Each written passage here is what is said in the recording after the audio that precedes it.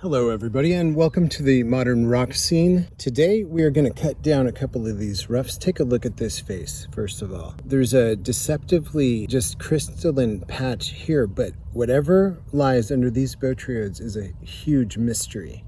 So we're after that today. We are going to cut these two roughs. One of them is a pound 8 ounces and this other one right here is a pound 6 ounces. All right, so we've kind of looked at this before, but now we've got the eye to cut it. And this is one of the ones I said would make a beautiful face. So clearly we're going to cut it here, see what that yields us. And any other opportunity we get. On this one, I'm going for the huge face here. We are going to find out what they are going to yield in pattern underneath. Okay guys, so it's pretty much straight to the saw. We've got a very challenging cut to make on this one because of the shape of the rough. I'm going to have to cut backwards into it from the point down into the flat side of this one.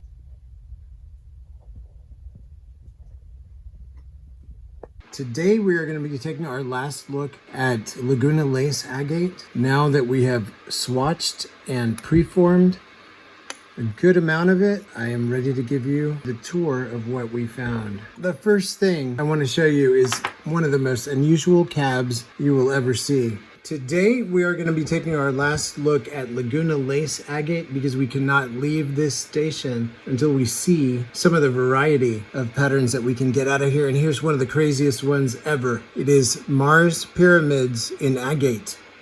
So the amazing thing about this is that under the layer, a thick layer of clear agate, there are the little points of pattern that are starting to come through,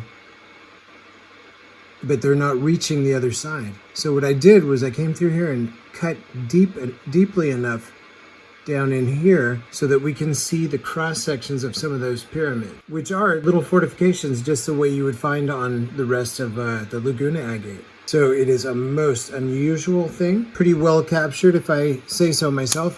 Here's the back of that same cab so that you can see it also contains so much beautiful detail.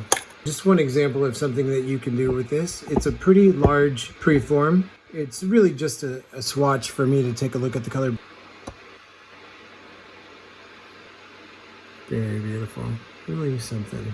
So this one I left parts of it rough, like that. It needs to be really worked down a lot because of these healed fractures in here. And the material is not excessively prone to fracture, but it can be an issue every now and then. Here's a little one.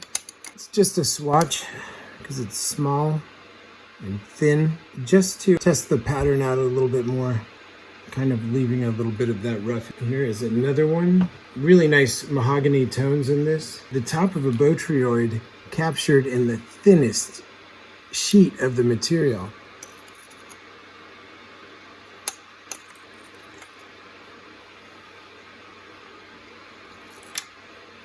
This is a very typical kind of a thing for the Laguna Lace Agate. It makes banding like this, a lot of concentric lines. It always gives us a little parallax effect in those type of areas. It's basically like a white with a tone of yellow through it.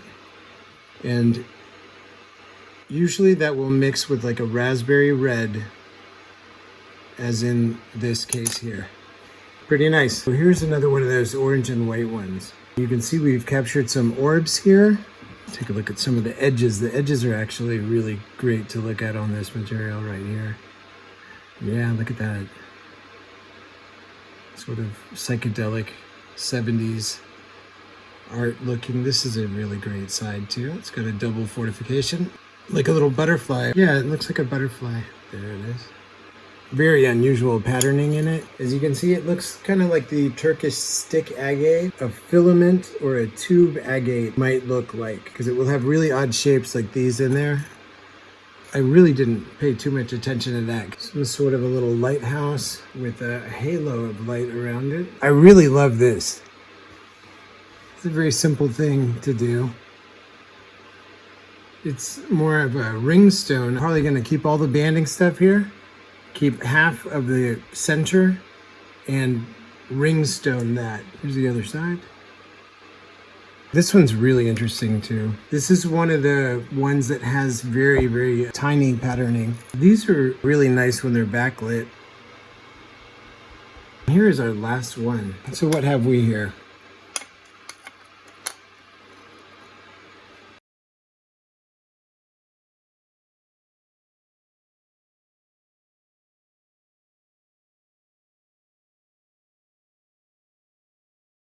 There's another really deep dive for us, and I hope you've enjoyed reviewing these materials as much as I have, and I will see you the next time. Thank you.